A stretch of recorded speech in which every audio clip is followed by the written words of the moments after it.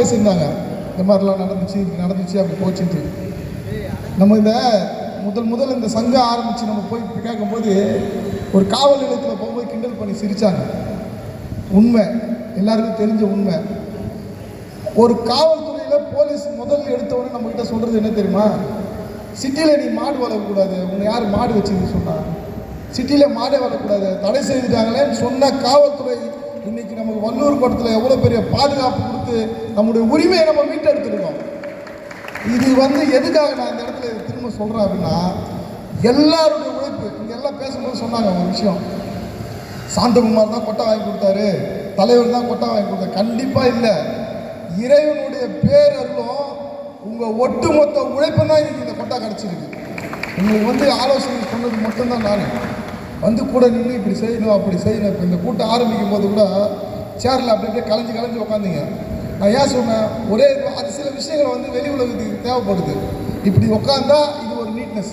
இந்த நீட்டாக இருக்கும்போது இந்த கூட்டத்தை இப்படி நடத்துகிறாங்க, அப்போ இது எல்லாருமே தெளிவான மக்கள் அப்படின்னு சொல்லிட்டு நம்ம உரிமைகள் நமக்கு கிடைக்கும். அந்த உரிமைகள் நம்மளுக்கு கிடைக்கணும்னா அதுக்கான வழிமுறைகள் நிறைய இருக்குது.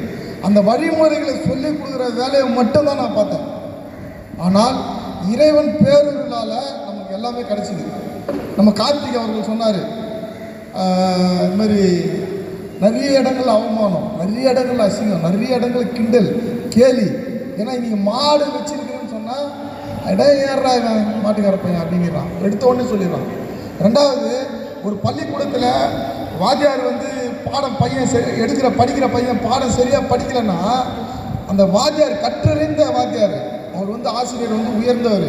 நம்ம என்ன சொல்லுவோம், இறைவனுக்கு முன்னாடி அவர் சொல்லி வளர்த்தாங்க நம்மளை. மாதா பிதா குருக்கு அப்புறம் தான் தெய்வம்.